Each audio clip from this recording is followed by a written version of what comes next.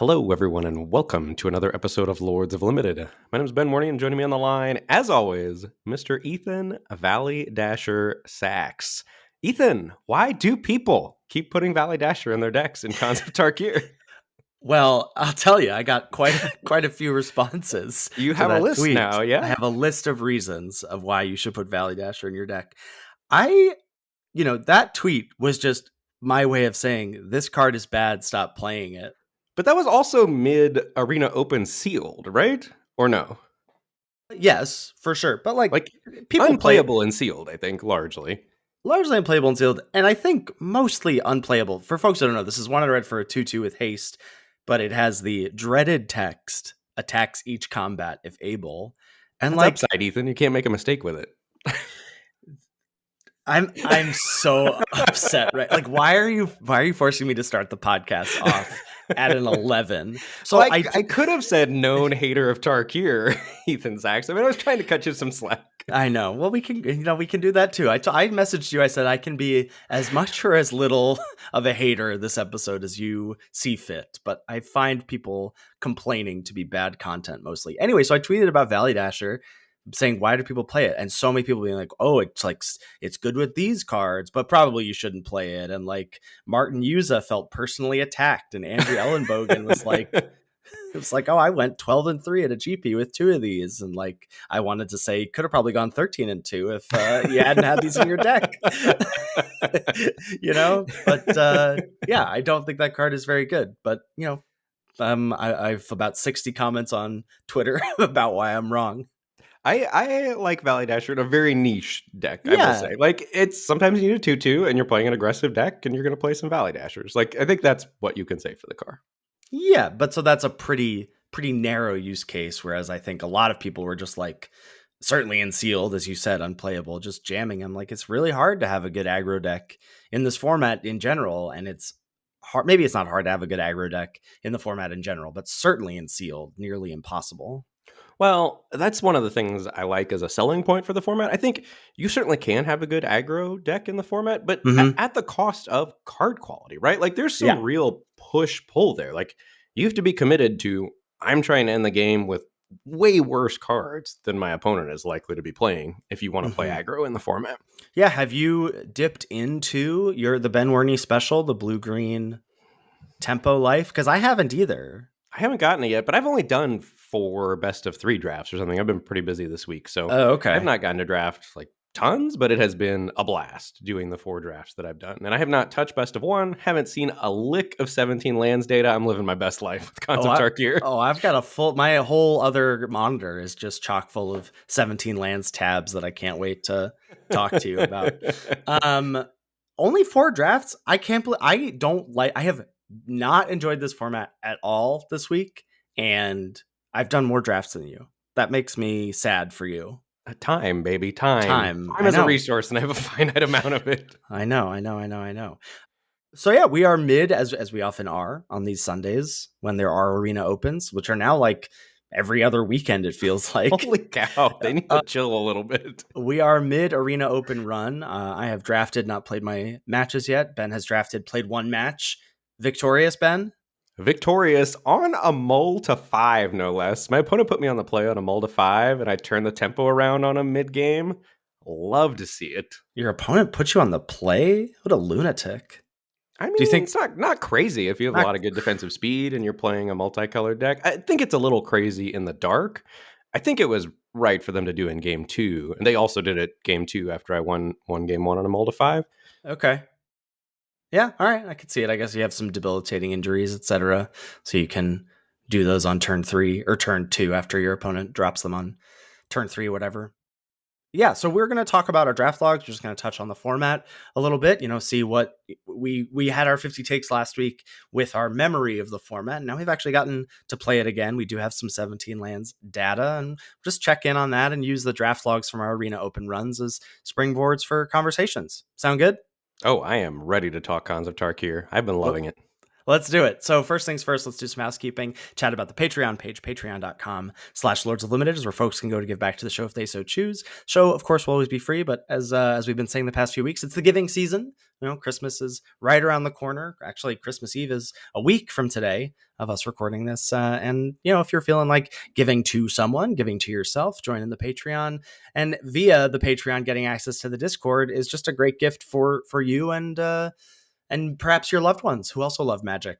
But yeah, the Discord is awesome. A lot of people, certainly on Arena Open weekends, we always say that the high stakes weekends are great spots for it. But the Lord's Limited Discord is just a fantastic community of like-minded, limited individuals, and you can get some nice 24/7 tech support on your draft logs, your deck picks, whatever. And there's tons of other stuff non-Magic related in the Discord as well. We've got some, there's a big regional championship this weekend in Atlanta. We've got our dear friend Mike dropping the news in our MTG news section. So a lot of great way to keep your fingers on the pulse of the Magic community at large. You get access to our show notes, get access to the episode a day early, ad-free, and even get access to monthly coaching sessions with me or Ben, depending on what reward tier you choose. So if any or all of that sounds of interest to you, head on over to the Patreon page. And of course, we want to welcome our new patrons the first week that they join. So this week, we're welcoming Devin, Robin, Joel, Edward, Anthony, Glory, Luckin, Chris, and Michael. Thank you, thank you, thank you. We really appreciate your support.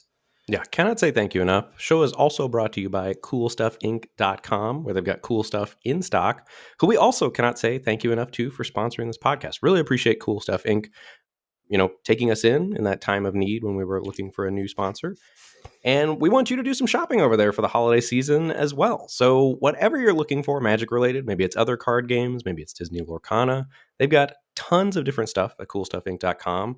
They've got booster boxes for you to store in those closets. Maybe the booster boxes take a tour out of the closet. Maybe it's a nice solid stocking sized thing. You can just drop a little booster box in your loved one's stocking, whatever the case may be.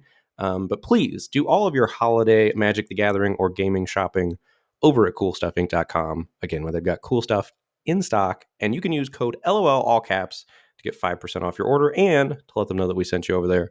We would really appreciate you taking the time to do that. All right, so coming back to cons, some apologies from last week. So we had thrown out that Mardu Horde Chief, or I'll say I had thrown out that Mardu Horde Chief was the Golden Egg Award winner. Well, currently it's sitting atop the game in hand win rate rankings of all commons in the format. So I think that makes it ineligible as the Golden Egg. This is 2 and a white for a 2/3, and it has Raid. If you attacked with a creature this turn, you get a 1/1 warrior as well. Card is a beating. Card's very good. It was Chimney Rabble before Chimney Rabble. Like in that era, it just gums up the board. And I had floated that I thought it was good, like too good to be the Golden Egg. Number 1 on 17 lands is surprising to me, but Yeah. I'm still picking, I think, my first Feat of Resistance over my first Mardu Horde Chief. Yeah, Personally, I mean, Feat of Resistance, I didn't get. I mean, it's really interesting. I'm curious to hear your thoughts as well about if you notice anything different playing the set now versus any memories you have of playing the set 10 years ago, because I knew basically from listening to LR and stuff that Feat of Resistance was good, but I didn't Yes. really internalize it that well back then. Now I so get it, because you just get to hold up 1 and a white for so many turns, and you can never, as we talked about last week, one of the points being, yes, they have Feat of Resistance, no, you can't play around it.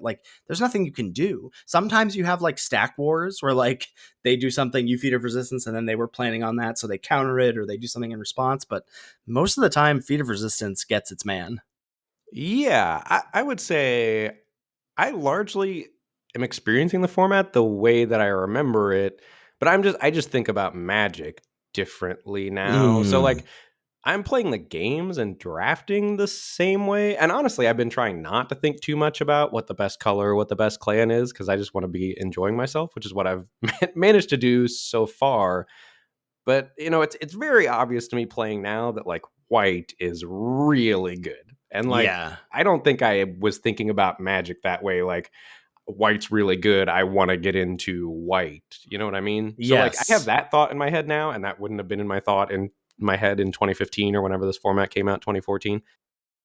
But I think the gameplay is largely what I remember, the push pull, and I think this format. I played a lot of cons back in the day, And I think this format is why I like tempo and why I like thinking about macro states of the game so much. Like everything I'm good at about gameplay in Magic, this format rewards. Like a macro understanding of where the game is at and who should be pushing and how to Uh-huh. leverage that tempo and all that sorts of stuff.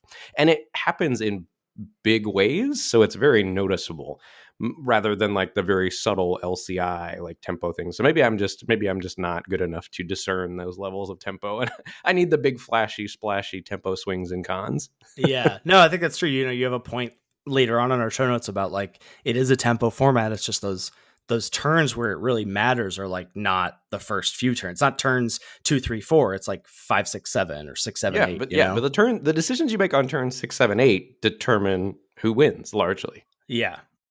Another mea culpa about a card, we had listed, or I had listed the 5 common morphs, the clan morphs, and I had Ponyback Brigade as the last place finisher. That's the Mardu one, 3 red, white, black for a 2/2. And when it's morphed up or cast, when it comes into play, you get 3 goblins. The card is great. It's great. Well, it's great because in an aggressive deck, you get in some damage, and then you flip Ponyback Brigade, and then your opponent can't attack you anymore because you have the board gummed up, and then eventually you draw Trumpet Blast and you win. Like that's why it's great. Right. Well, yeah, they can attack you, but like you don't even need Trumpet Blast though. Like they could attack you with their Loxodon, but then you like chump with a 1/1, and then next turn you can attack for 3 and leave back another 1/1. Like it just gives you so many things to do. Right. Rectangles, baby. 4 rectangles in one 4 card. rectangles. That's how you could have sold me last week. Then I'm like, yeah, rectangles.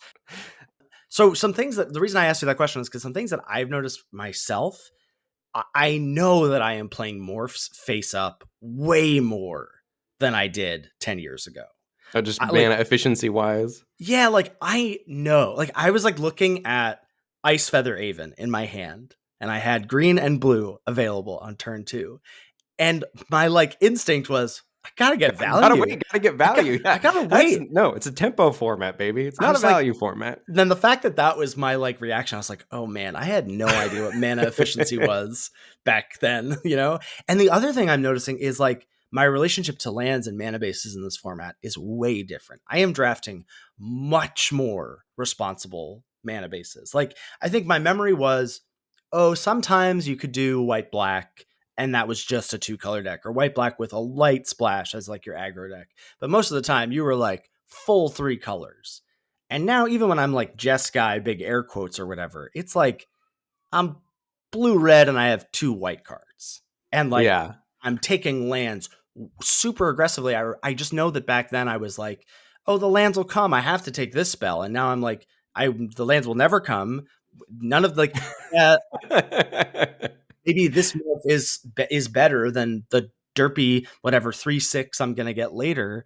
But I know I'll get the 3/6 later. I don't know I'll get the land later, So those 2 big things I just am really cognizant of being different now for me. Yeah, I think I am better about picking the lands more aggressively. Like, for example, in my Arena Open draft, we probably won't get this deep in my draft, but in pack 3, I had 1 Abzan land, and I was Abzan, like base black green, but 4 like true Abzan cards. So I needed a Mhm. substantial number of white, and I only had 1 Abzan land. And pack 3, pick 1, I took a white black land over Master of Pearls, and I know I would have taken Master of Pearls Yes. back in the day, but I wasn't base white. I was base black green. So that would have made my Master of Pearls great card. It's a morph that when you flip it up for 3 white white, your team gets +2/+2. And I didn't have like tons of creatures at the time, but I know I would have picked Master of Pearls 7 Yeah. years ago or something, whatever. I had a really interesting decision the other day where maybe this was in the sealed run yesterday, but someone played Master of Pearls on turn 2. And I was like, why would you do that? Why would they do that? Because I had debilitating injury in my hand. And I was like, now this is just a bear. Do I want to kill this? And then I just couldn't at shake. I was like, the only reason you would play this is if you have a raid thing you want to trigger next turn. And Yeah. so I debilitating injured it. And next turn they played Mardu Horde Your Chief. Horde And I was Chief like, naked for the yes, 2/3. got them. But then even still, I was like, this Horde Chief is now a big problem too. But I felt pretty good about that. So my current approach, I wanted to just chat about this, is like, you know, maybe this will springboard us into some of these draft logs, whatever. But I feel like obviously bombs are important. If I find power, I'm doing my darndest to keep it in my deck at the end of the draft. But those cards don't exist that often, I Well, think. but there are. I think one of the cognitive dissonance things that I'm having with this format is there are a lot of good rares. I Yes. don't mind losing to them for some reason. I don't know what my problem is. Like, I just probably have rose colored glasses on for the format. But, like, I mean, the number of times I got Dune Blasted or End Hostilities in the Arena Open day one yesterday was high. And I Ooh. was getting frustrated in the Arena Open. But, I mean, that's happened to me too in some of the drafts I've done. And it hasn't largely bothered me. I do agree. If you find power, you have to work pretty hard to keep it in your deck because the delta between again the cards that are great and the cards that aren't is high. I think one of the things that I do like about it is that I feel like my opponents have drafted well, largely if they are ending up with a lot of good cards because you have to. Mm. I think the best way to get good cards is to find the open clan and then get hooked up in packs 2 or packs 3 like as people are passing cards or draft the lands and you get powerful cards late. But I don't think the format lends itself to just like drafting on rails where you start Abzan and you hold on to Abzan for dear life or something the way you could in LCI, for example. I really like in drafts the feeling of 5 picks in. I don't know where I'm going to end up. Like, I value that a lot in a draft format, and I think Cons provides that in spades. Yeah, I agree with that for sure. Yeah, so the sweepers you mentioned, End Hostilities, Dune Blast, though that's power that you want to hold on to. Stuff like Zergo Helm Smasher, that's the Mardu 7/2 haste, indestructible on your turn. Sagu Mauler, we shouted that out last week as like the 6/6 hexproof trample. I haven't started a draft yet with Secret Plans or Trail of Mystery, but if I do, that I will consider as power to hold on to like shape my draft. But otherwise, then if I don't start a draft with those, I'm valuing cheap plays like Feat of Resistance, like Debilitating Injury, and staying open as much as possible. And then I'm not really taking 3-color cards early or ending up in 5-color morphs at all without like Secret Plans, Trail of Mystery. And I'm not taking lands speculatively usually, but once I know what my base 2 colors are or what my clan is, any lands that match up, I'm just taking over, I think, literally everything. That's a little aggressive, I think. But I mean, yeah, being able to cast your spells is super important. I would agree.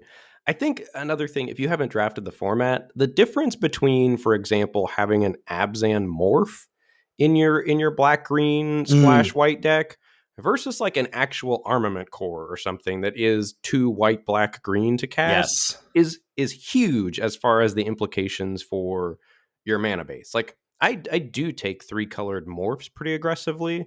I'm a little gun shy about taking like the true 3-colored cards that you have to be able to cast on time with 3 different colors of mana. Yeah, there was some.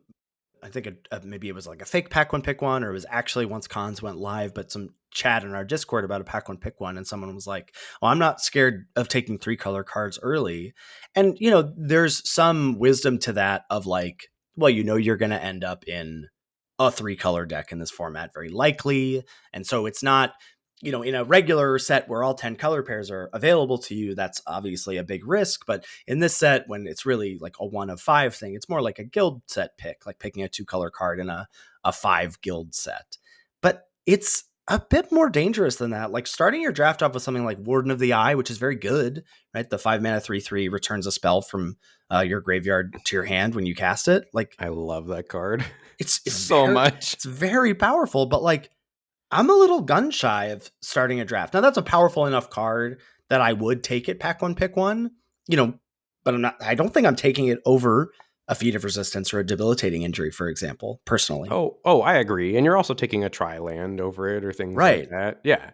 That's not something that Maybe even an enemy colored dual land or something like that. It's not something that whatever 25-year-old Ethan, 26-year-old Ethan was doing. Like I was just like, ooh, that card. Like I just was valuing power over all else and not really understanding like that power is relative. And it also like something we talk about a lot on the show is like what a pick does in terms of the implications for your future picks.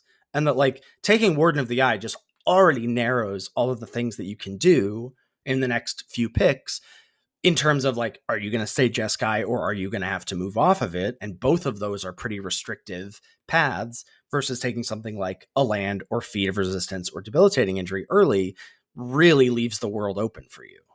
Right. Well, and that's where I think that the bombs don't bother me so much, because I think the best way to end up with bombs is to stay open Mm-hmm. and be able to cast the ones that you actually see and get past late. Like there's no better feeling than, solidifying your guild towards the end of pack 1 and then in pack 3 just getting hooked up with guild card after guild card after guild card, or clan card after clan card, as it were. Mm-hmm.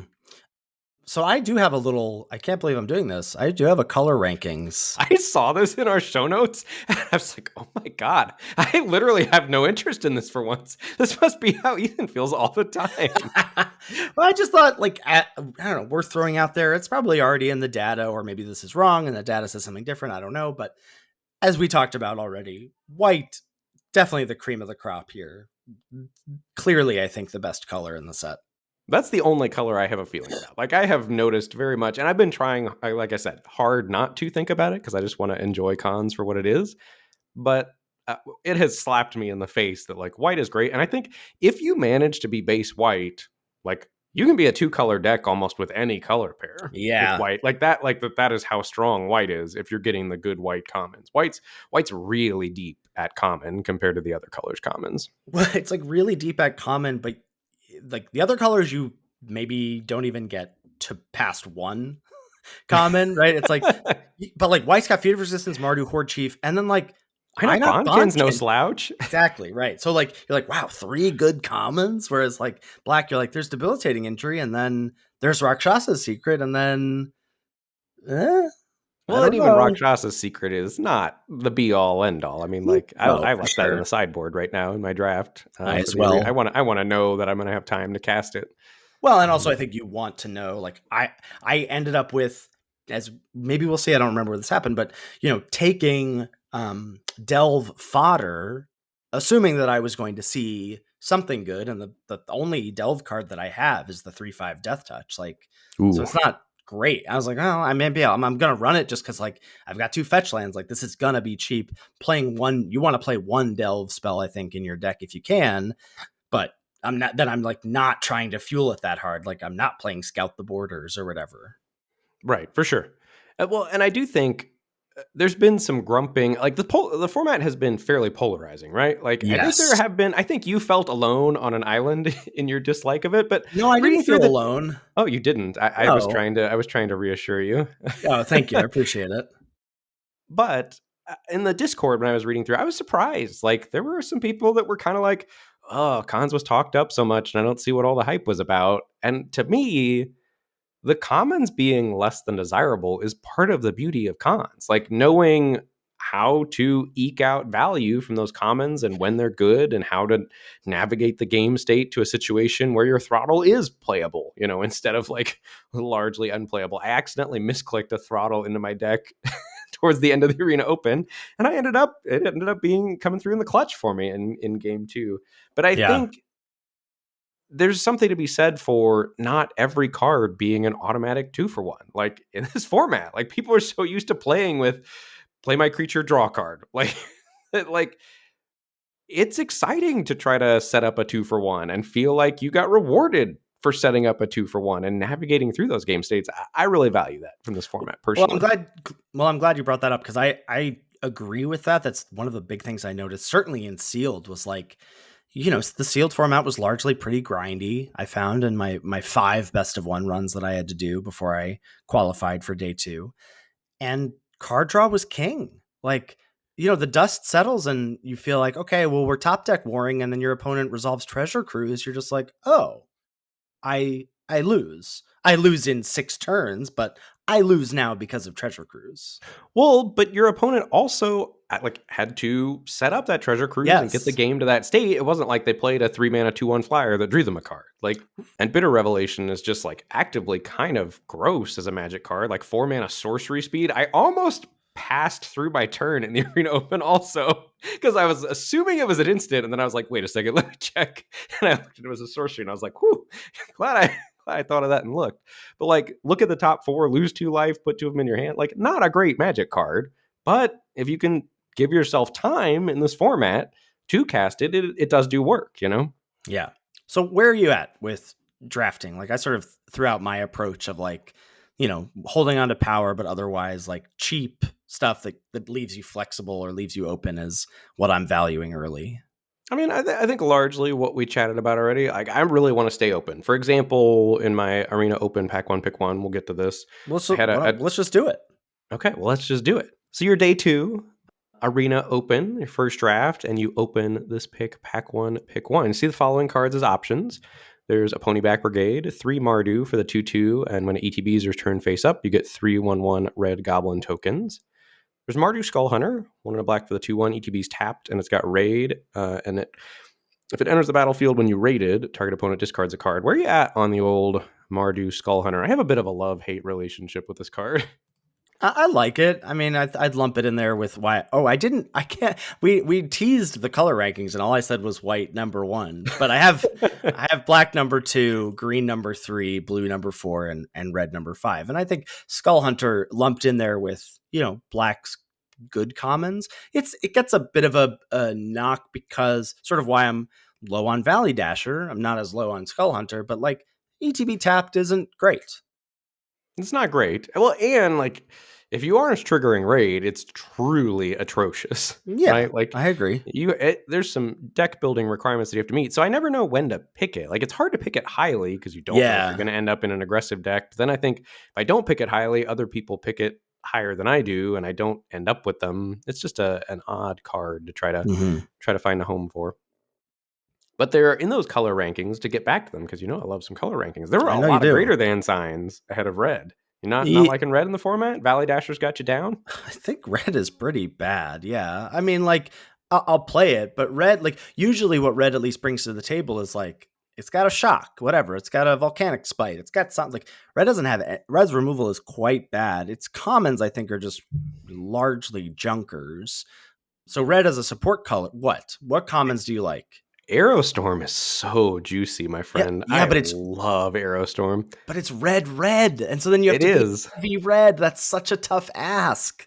It is, but Aerostorm is worth it. I love that card. In Jeskai decks, Aerostorm is good. Aerostorm is 3 red, deals 4 damage to any target, but if it has raid, it's 5 damage instead, and the damage can't be prevented. Yeah, like Aerostorm your face, Warden of the Eye, get it back. It's just like, okay, goodbye. I lose. Well, and there's times you have 2 Aerostorms in your hand, and your opponent doesn't know that their life total's like 3, right? Like, yes. And it's so easy to navigate to a game state where you can go Aerostorm, next turn Aerostorm, you're dead. Also, Cancel is playable in this format, which is so good. So good. Cancel is playable? No way. Oh, yeah, for sure. Love a Cancel in this format. Why? Everyone's all the big spells people are morphing. But being able to we got to get back to gameplay at some point, but holding up mana in this format is incredibly good. And like, you've got morphs, so it's easy to hold up a Cancel while you're holding up a morph. Like, what your opponents, it is impossible to take any game actions into open mana from your opponent in this format. Nah, I see the Matrix, baby. I read people so hard. It's so easy to be. It's just so easy to be like, that's an Abzan guide. I know that. I'm gonna the soul read. Huh? I got the soul reads. I don't know what to tell you. Okay, we're bopping around here a little bit to get back to this pack 1 pick 1. So Ponyback Brigades, Mardu Skull Hunter, and then hopping over to the uncommons. There's an Heir of the Wilds, 1 and a green for a 2/2 Death Touch. If you've got Ferocious, whenever it attacks, it gets +1/+1. And then the rare, as we alluded to, Flying Crane Technique. Ooh. 3 and Jeskai for an instant. Untap all creatures you control. They gain flying and double strike until end of turn. This is a very difficult pick, I think, between Heir of the Wilds and Flying Crane Technique. Yeah, that's what I settled down to. And it says a little bit about how you want to draft the format, right? Mm-hmm. Well, yeah, sort of like how you want to draft the format, what you expect to happen. And how good you think Flying Crane Technique is. Because I think there is some differences of opinion there as well. Oh, do you not think it's good? No, I do, but there's some people that don't like it. It's not bomb tier, right? Like, it's like a B minus. Like, you have to have a board state, which isn't Right. always true for Jeskai, but if you do, Right. you win when you cast it, largely. Hmm. Yeah, I think that's true. But you could also say the same for, like, there's a combo in Jeskai. I'm looking at Barrage of Boulders here in the pack, which is 2 and a red for a sorcerer, deals 1 damage to each creature you don't control. If you've got Ferocious, power 4 or greater, creatures can't block this turn. There's a world in Jeskai decks where Jeskai wants to play the 4/2 hexproof prowess Hmm. plus Barrage of Boulders anyway, so you can kind of build your own Flying Crane technique at common with that 4/2 hexproof plus Barrage of Boulders, because you know they can't interact with your 4-powered thing. So you can just kind of overrun them that way if you're interested in that kind of effect. So That's that fair. makes me value Flying Crane technique a little less. Yeah, it's interesting. I think had I not seen what you selected, which is Heir of the Wilds, and I had just been presented with this pack, and maybe this is just because Ethan of 10 years ago would have done this. I'm like, oh, you got to take Flying Crane technique. But the more I look at this pick and think about what we're talking about, the more I really like the Heir of the Wilds pick a lot more. Like, what a great 2-drop this is. It's a great 2-drop, and it asks nothing of you. Like, and it gives me a lot of flexibility. Right. Like, for 3 different clans to go into. I've still got 3 clans open to me. I know I've got a premium 2-drop locked up, and I can leverage my draft skill. Whereas, like, taking Flying Crane technique and, like, crossing my fingers and praying, it doesn't feel quite good enough to me to do that. I agree. Yeah, I like this pick a lot. So took an Heir of the Wilds. But back to, drafting, I think similar to what you said, once you know where you're at, I'm picking lands super aggressively, like very, very highly. Maybe not over everything, as you stated, but very highly. I want to be able to cast my spells. And I think my favorite thing about drafts in the format is just that I don't know where they're going to go. Like in LCI, for example, to compare this, because I think these two formats existing next to each other as pretty polarizing formats, like as far as speed and what they ask of you. Mm-hmm.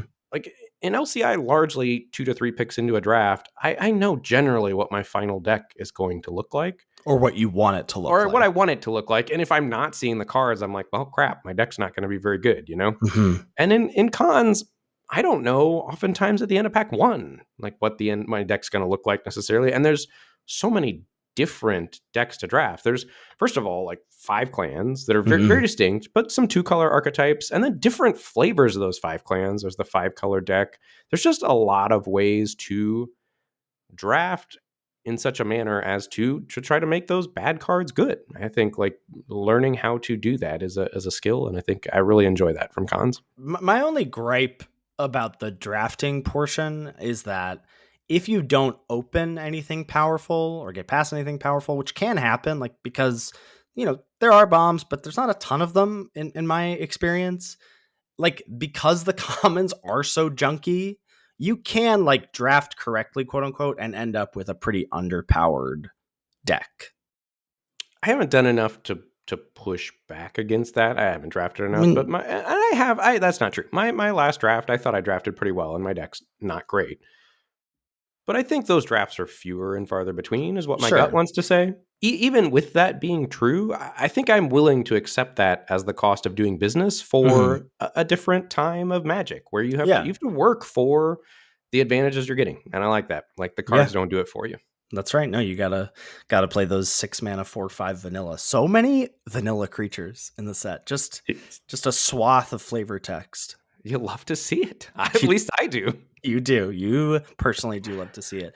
We talked a little bit about gameplay of like reading people for morphs or if they have a certain trick. I definitely have had the experience of like reading someone for feat of resistance early, and it's not so true that like you can't do anything about it. You certainly can. Like I've often taken my opponent's attacks at face value of like, well, you're telling me you have something in your hand. You're telling me this attack is advantageous for you, so I'm gonna believe you, and I'm gonna not block or whatever. Not gonna try and make the trade that seems good. The gameplay I do think is I don't find it that stimulating personally, but I think there's a lot of good skills to be gleaned from it or to be enacted from it in terms of trying to read your opponent, tracking, information they leaked to you on turn 3, being relevant on turn 7, whatever.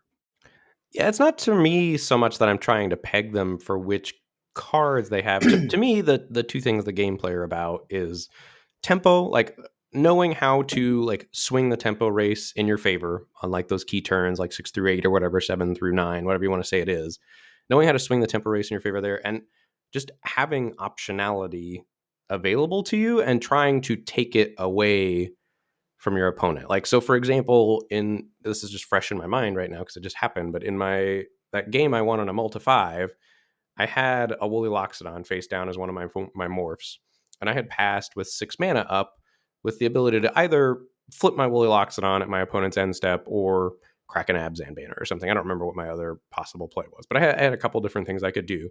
And the only way my opponent could lose was attacking into my open mana. And they attacked into my open mana. I block with Woolly Loxodon, flip it up, and they had a Savage Knuckleblade that they then, instead of just letting die, they were choked on mana. They spent 3 mana to return it to their hand, like already choked on mana. So like didn't do anything with it, and then like didn't advance their board that turn. Like they just completely misunderstood. Like the only way they could lose was by letting me leverage mana, and I got to leverage mana because they attacked into my open mana. And I think that was a pretty poor play from my opponent there. But things like that in the format, trying to set up where you can spend mana advantageously for yourself while your opponent doesn't get to, like, the most dangerous thing you can do in this format, in my opinion, is flipping a morph into open mana from your opponent. I mean, like, it's what we talked about last week of that like sort of game of chicken, because like you can sort of be like, I'm ready to kill your thing, but you have open mana, and you're like, well, I could flip up my morph in response to you trying to kill my thing, and now it's too big or whatever, or I've got the hexproof until end of turn, or I've got Karu Spell Snatcher to like steal that spell and then cast it myself. You know, there is like this sort of who's going to blink first in the format that I think is really interesting. It's a dance. Like, I could do that dance all day, like doing that dance with your opponent. Like, okay, do you want to do your thing? No? Okay, well, I won't do my thing then. Okay, let's just keep going. It's just somebody breaks like the status quo. But like, like you attack your morphs into your opponent and like they don't block because you have that requisite 5 mana. Right. Then you probably don't flip your morph most of the time, unless maybe it's a Woolly Loxodon and you need to get in that 6 damage to then like put your opponent behind enough 4. Right. Like the times when you do flip your morph and you do enough damage that they can't crack back at you, and then they did like no attacks, no blocks. Like I did that to my same opponent in the Arena Open today.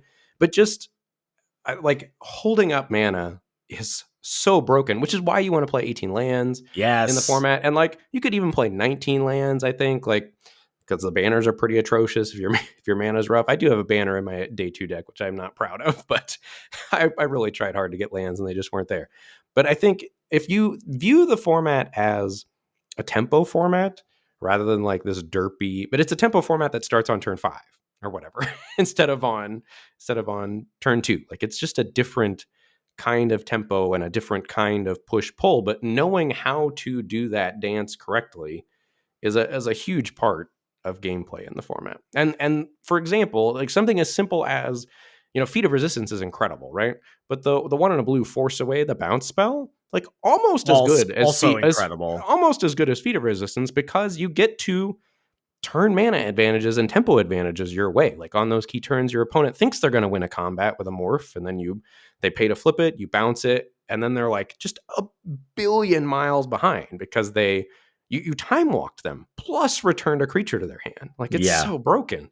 It's really, really good. No, it's a great point. I have found sequencing to be a really interesting puzzle because you have so many choices. Like usually it's like I play my 3-drop on turn 3, but 3 of your cards can be 3-drops in your hand. And so this goes back to the mana efficiency puzzle as well. I'm also thinking about like, if you're playing something derpy like Sagu Archer, that's the 4 and a green 2/5 reach that has more. How dare you, derpy?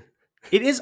Look, it's derpy. It's derpy. It's derpy, but I happily play it. But that's an example of a card, especially because its morph cost is the same as its cost to cast. I'm much more like, this is the one I just want to cast straight up. I don't actually want to play this as a morph and then flip it up because I'm not even getting a mana discount.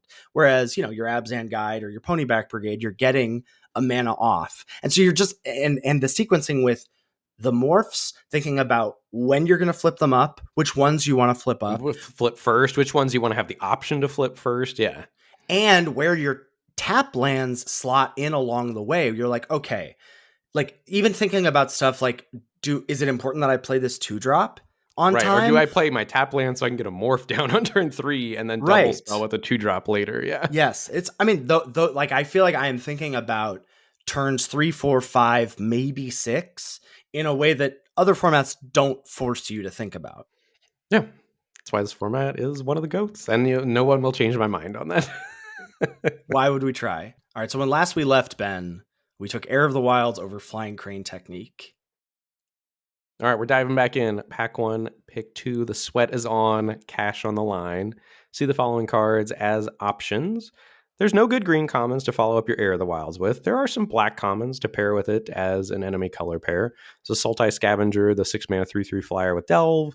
A Throttle, you're a little less excited about that. And a Disowned Ancestor, black for the 0/4 with Outlast, 1 and a black. That card has been impressive, more than my memory of it was. I like a Disowned Ancestor. And I have gotten to live that dream of Ancestor on 1, Kintry Invocation on 2 to have a 2-mana 4/4. Just doesn't. Even today, I was like, in other sets, you'd be like, oh, that's fine. Even in this set with Force Away, it's just not that good. Well, we can hope that it'll get better. So if you move on to the uncommons, there's a Water Whirl. Rare is missing from the pack. Tempo, baby. Tempo, it's so true. It's a tempo format. Yeah, you're leveraging 6 mana in exchange for like 12 mana. Yeah, 4 blue, instant return up to 2 target creatures to their owner's hand. Well, and instant speed interaction, as you talked about, like you said, passing with mana up. I'm still not convinced about the counter spells of it all, but passing with mana up is so good. Like if you have Water Whirl or flipping a morph available to you, like how does your opponent make effective decisions that turn, right? Like you're just trying to limit your opponent being able to make effective decisions. There's also a Mardu Rough Rider here, which not really in consideration after an Heir of the Wilds. It's the 2 and a Mardu for the 5/4 when it attacks target creature can't block. And there's also Armament Core, 2 white, black, green for a 4/4. ETBs distribute 2+1/+1 counters among 1 or 2 target creatures you control. So Armament Core is the best card in this pack, right? Just on raw power level. I think so. It's interesting. Like, I think if there were a Savage Punch in this pack, would you just take that? Oh, absolutely. If there was an Alpine Grizzly, would you just take that? Probably not. Probably but not. I think I would take Abzan Guide over Armament Core. Well, to stay more flexible. And Armament Core, I think, probably still, even in that respect, better than Abzan Guide, but they're so close. And what you were just talking about, like what I find one of the adjustments I'm making from, Ethan of 10 years ago is that I'm recognizing the difference between the difference between the power of something like Armament Core and Abzan Guide, which isn't even its castability and flexibility in the draft, yeah. And it's choke point in your deck, right? That like Armament Core is an actual 5-drop. Abzan Guide can be a 6-drop, but it can also be a 3-drop. Right. Like that flexibility is so powerful. And it's a bit more pronounced when you talk about something like Mardu Rough Rider. I don't think that card's very good, but also I'm just like, Pony Back Brigade is probably just better, but also occupies the same space in your deck in a much more flexible way. Right. Yeah. And I think like certainly if there was a debilitating injury, I'd take it here. A Feat of Resistance, like any of the top single colored commons. Sure. Like, I'm not thrilled to take this Armament Core here. Yeah. And so it's a card that you move off of this if you have to, right? But it's also like, I don't think it's a B, right? Like it's a very powerful card, but it's also quite restrictive. Yeah, for me, this was between Water Whirl and Armament Core. And I almost took Water Whirl because Water Whirl lets me stay like 2-color enemy colors where I could be Teamer or Sultai. Yeah. But like staking a claim to Abzan here also feels kind of nice. Which is it's the best clan, right? I think so. That's what my memory is. I couldn't say with authority now that I'm a better drafter. Okay. All right, moving on to pack 1, pick 3. We did take the Armament Core there. So we've got Heir of the Wilds and Armament Core. Triple banner in the common slot. You never want to see that in the no. packs you're getting past. No, Ben. This is quadruple banner. Yeah. This is a quadruple banner pack. Quadruple banner sitch. And then the only common I think in consideration is an Alpine Grizzly, 2 and a green for a 4/2. Mm-hmm. And then there's also a tri-land here, Frontier Bivouac, the one that adds Teamer. Yeah. I think this is also a really interesting pick between this and Grizzly because Grizzly is so good with Air of the Wilds, right? Like as a follow up play to it that then allows Air to attack through morphs. I think you still have to take the Tri-land here. You have to take the Tri-land because you can move off Armament Core, and like Grizzly ultimately, unless you are in exactly the Alpine Grizzly Savage Punch deck, is filler. I think Yeah, ultimately, that's fair. and so I took Bivouac.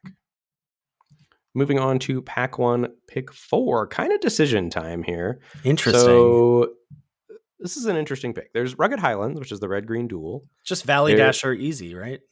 Valley Dasher easy. There's a Valley Dasher there as well. There's a Snowhorn Rider, the Teamer Yeah. Common Morph, the 5/5 Trample. And then there's an Einok Bondkin, 1 and a white for a 2/1 with Outlast, 1 and a white. And then it gives first strike to each creature you control with a +1/+1 counter on it.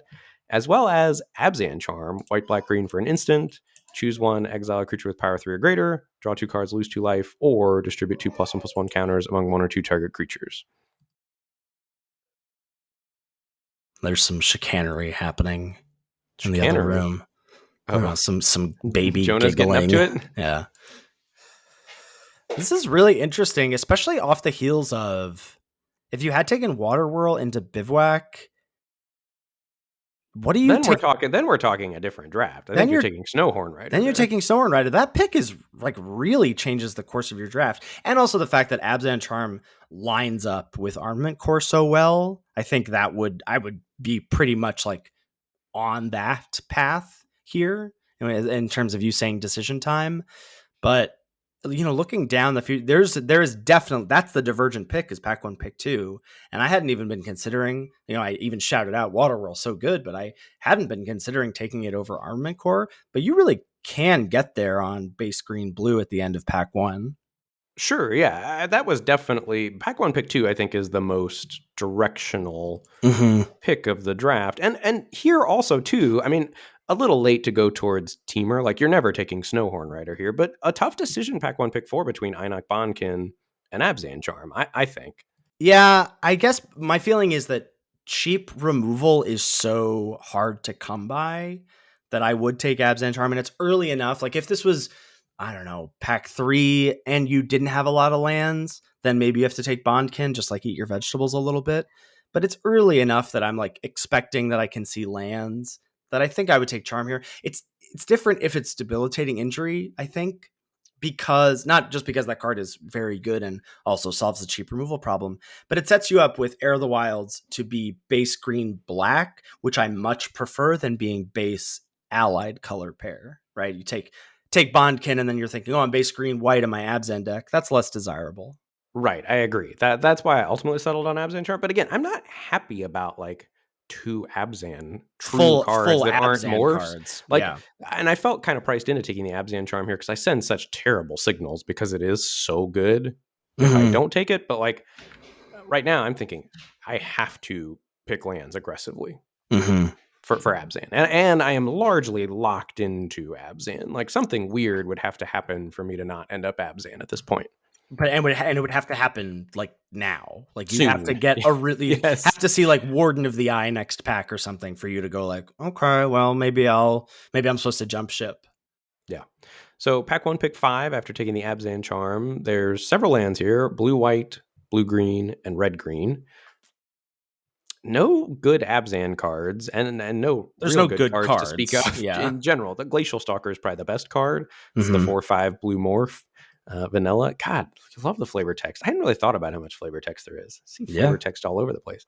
So I took Thornwood Falls as the only land that could potentially help me splash. I guess Rugged Highlands also, but I think generally when you're Abzan, more likely that you want to splash a Sultai card than a Mm-hmm. Mardu card.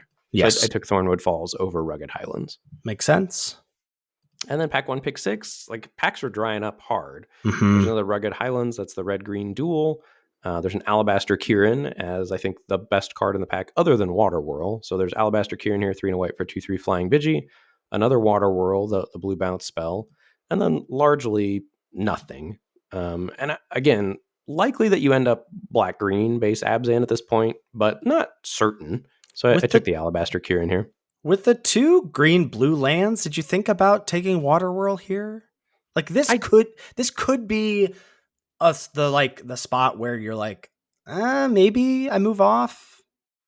It could be, but like, why? If that's the case, why did I take Armament Core and Abzan Charm then? You know, like Yeah, if I'm willing to move off them, I just shouldn't have. If I'm willing to move off them this easily, I guess. yeah, Like for a yeah. Water Whirl, I just shouldn't have picked them in the first place. And Kieran wears the counters from both Core and Abzan Charm so well. That's a really good point. I hadn't thought about that. I was thinking of Kieran as just kind of filler plus, but I think you're right with those two cards. I was thinking, it's not that you're not moving off of it just for nothing, not just because it's powerful. You're moving off of it because your Frontier Bivouac and your Thornwood Falls are green blue lands, and I think giving them some power is worth doing.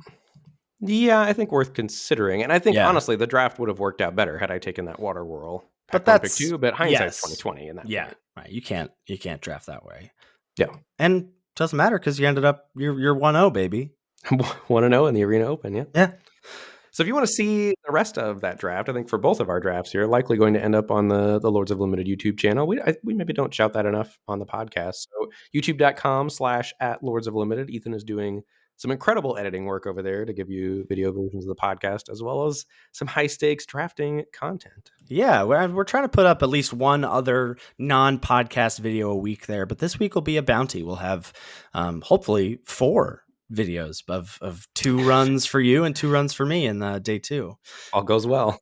Can I interest you in hopping into my draft seat for day 2? Oh, absolutely. Well, pack one, pick one. We're luck sacks here, Ben. Total luck sacks. Your whole draft. My whole Oof. draft is a bit of a I luck just sack. salivated. Your deck is quite strong. I messaged you at the end and I sent you a picture of my deck and I said my table hated bombs and lands. It's a good place to be. It's a good table to be at in Khans of Tarkir. At a certain point in pack 3, I had to just start taking spells over on color lands because I Needed was to make worried. playables. I was worried I wasn't going to make playables. Yeah. So back on pick 1, we open a mythic bomb, Hooded Hydra. This is X green. For a 0/0, it comes into play with X +1/+1 counters on it. When it dies, you put a 1/1 green snake creature token onto the battlefield for each +1/+1 counter on it. And it has Morph for 3 green. When you flip it up, it's a 5/5. So it gets 5 counters on it. This card's busted. It's not a bad pack otherwise. There's a couple lands, an Opulent Palace. That's the Sultai Tri-land. Thornwood Falls, green-blue land. A couple of good morphs in Woolly Loxodon, the 6/7 Dragon's Eye Savants, the 1 and a blue 06 free morph flip. You can look at your opponent's hand. But you just slam Hydra here, right? Yeah, you slam Hydra. If Hydra weren't in the pack, I think I'd be on Aerostorm personally. Oh, over the Tri-land? That's crazy to me. Yeah, that's crazy. All right. Yeah, Okay. I would be on Okay. Tri-land then Aerostorm. Okay. Yeah, I would not. Aerostorm is not in my on my radar here. Perhaps it should be, but I don't want to set myself down that path. Personally. I do love an Aerostorm. I my eyes glazed over the Opulent Palace. It's definitely Opulent Palace second.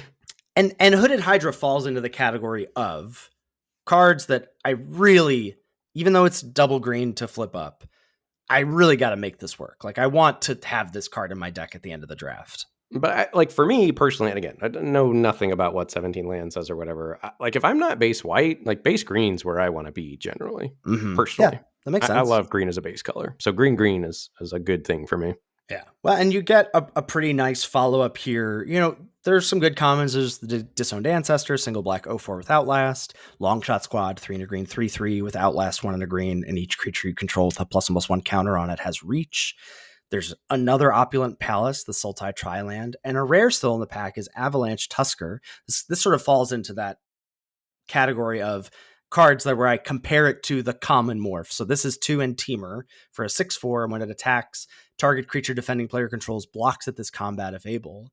Not only is this harder on your mana, this might just be worse than Snowhorn Rider, right? Might just be worse. It's not great. It looks impressive, like when you just glance at it, but if you really start to look closely, I think not a great Magic card. Yeah, I agree. So I felt like this was a pretty straightforward Opulent Palace pick. I agree. Love the Opulent Palace follow up to Hooded Hydra here. You're staying open. You've got a bomb. What's not to like? Nothing. Pack 1, pick 3. There are 3 lands in the pack. There's blue-red, Swiftwater Cliffs, white-black, Scoured Barrens, and a rare Polluted Delta. That's the blue-black fetch land. And then in terms of staying green, there's a Highland Game, a little early for our elk friend here. 1 and a green for a 2/1. When it dies, you gain 2 life. And for my money, the best card in the pack is Bellowing Saddle Brute. This is 3 and a black for a 4/5, and has a raid trigger. If you didn't attack with a creature this turn, it deals 4 damage to you when it comes into play, or you lose 4 life when it comes into play. Saddle Brute is enormous.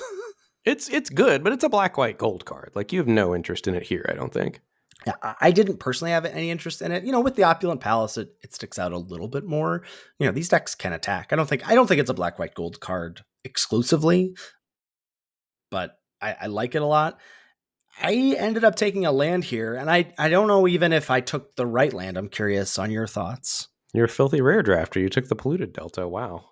Well, here was my thought, was that Sultai has Delve, and Polluted Delta is a dual land that feeds my Delve spells.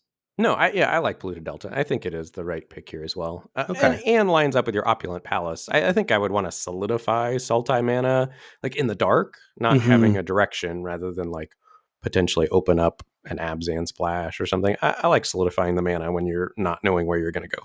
Yeah. Pack 1, pick 4, there's another Highland game. There's a Scout the Borders, 2 and a green sorcery, reveal the top 5 cards of your library. You can put a creature or land from among them into your hand and put the rest into your graveyard. Couple morphs, Monastery Flock, 2 and a blue, 05 Defender Flying with morph blue. Sidisi's Pet, 3 and a black, 1/4 lifelink with morph 1 and a black. And Mistfire Weaver at uncommon, 3 and a blue, 3/1 flyer, morph 2 and a blue. When it's turned face up, target creature you control gains hexproof until end of turn. I know that I never cast this on turn 4 10 years ago, and I have been doing it quite a lot more this week. Yeah. I mean, Mistfire Weaver is excellent, though, It's right? excellent. It's Yeah. very similar to a Feat of Resistance type card, Mhm. albeit a lot more clunky.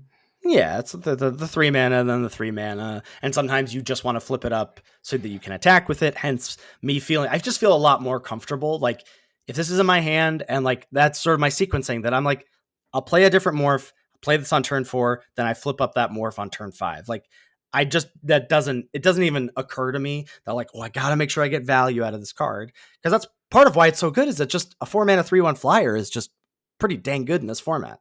Well, and I think that's probably, if you're struggling in the format, your biggest leak in gameplay is probably, like, going for value over trying to leverage tempo. Like, I think in the dark, presented with those two options, I would steer people towards trying to leverage tempo rather than trying to accrue value. Because there's so many ways with Morph. You never run out of ways to spend your mana, but sometimes you run out of time to spend your mana if your opponent leverages tempo correctly, or you get blown out on tempo. Yeah, for sure. So I took the Mistfire Weaver here, feeling pretty good about, like, okay, I've got 2 Sultai lands, got 2 Sultai cards, but I'm not, like, locked into that life. That's just where I'd like to go. Certainly. Well, and I think putting our drafts side by side, like, I have more power than you. Well, maybe that's not even true, because you have the bomb and Hooded Hydra. Yeah. But, like, I have a clear direction, but I'm in a much worse spot in my draft at this point. Like, I'm largely locked into Abzan. Whereas right now, with the Hooded Hydra, Mistfire Weaver, and 2 lands, like, the world is your oyster. Like, the only thing you know is that you're green, and we don't know where you're going to end up, which is so exciting. Right, for sure. Well, and then next pack, I take a Scoured Barrens, even knowing, like, well, it's not a green land, it's not a Sultai land, but I could be Abzan. I don't have to play Mistfire Weaver, right? Well, or you already get to play Mistfire Weaver for free, is the better way to look at it, right? Right. Yeah, because it's a single colored morph. Right. And you have the 2 blue lands. Well, I have to put an island in my deck for Polluted Delta, but yeah, for sure. But yeah, so I take the Scoured Barrens over nothing. I mean, this is sort of why red is just so clunky to me. Like, there's a Trumpet Blast, the 2 in a red attacking creatures get +2/+0 until end of turn. There's Bring Low, the 3 in a red deal 3. If the creature had a counter, it deals 5 instead. And Canyon Lurkers, the 4 in a red 5/2 with morph 3 in a red. Like, just not great. But the pack is just junk regardless. So it feels great to get to take a land that I can potentially use. Yes, like, Scoured Barrens is 100% the pick here. And again, you're feeling great about where you're at in this draft, but I just want to shout out, too, in defense of this format. Like, in LCI, the packs that you see that are terrible, like, they're largely just actually terrible. Lots of the cards in this pack are bad, but have homes where they play an important role in a deck. Trumpet Blast is irreplaceable in a Mardu deck that wants to go wide. And because it's bad, if you read your seat in the draft correctly, you likely get a trumpet blast on the wheel. Like, that's what I like about this format, is that you get rewarded because there are cards that are so bad that only go in one deck. If you read that that deck is open, you largely end up with the Trumpet Blast or Rotting Mastodon, this 5-mana 2/8. Largely terrible, but you might play a copy in a green-black deck that's got a couple Kin Tree invocations that really wants to gum up the ground. Firehoof Cavalry, the 1/1 that pumps for 4 here, gives +2/+0 and gains trample until end of turn. Largely terrible. You might run a copy in a base white-red deck that's got some ride downs, you know? Some Valley Dashers. Yeah, and Canyon Lurker, again, like, just, I think Canyon Lurkers is a good card in the format. I love a Canyon Lurkers myself to punch through some of those 05s.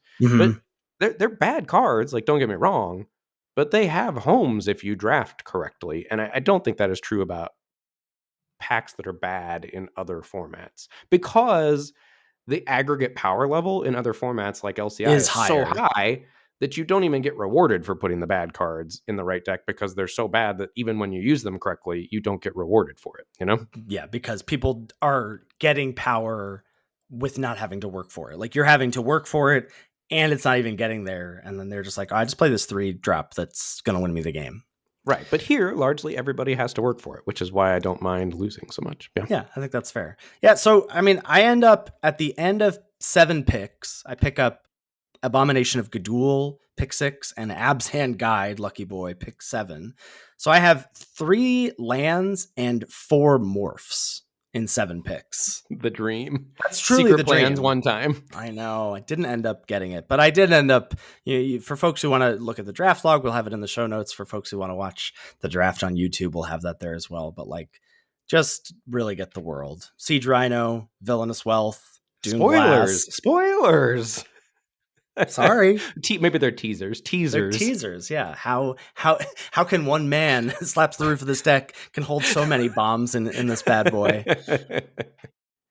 And I was trying to figure, because I do think you want some. I didn't see any. I was really hoping for, like, a treasure cruise, like some way to draw cards.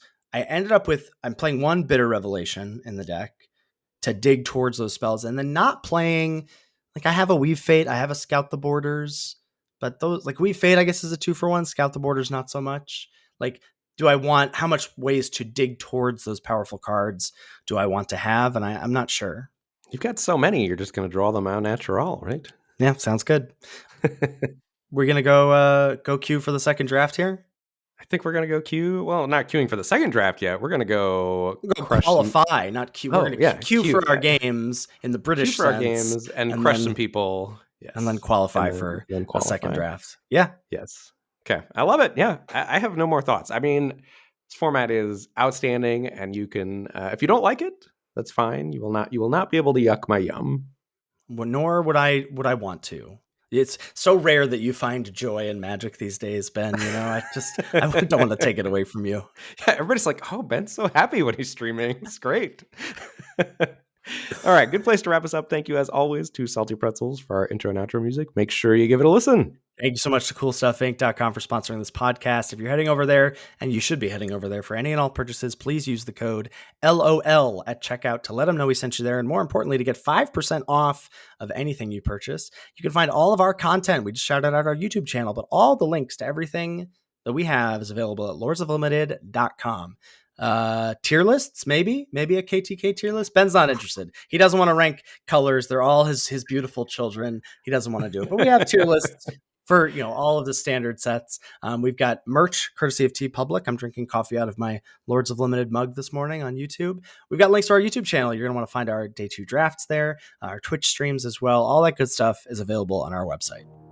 If you've got any feedback about the show or any questions, shoot us an email at lordsoflimited@gmail.com. Thanks so much for listening, and we'll catch you next week on Christmas for another episode of Lords of Limited. Thanks, everybody. See you later.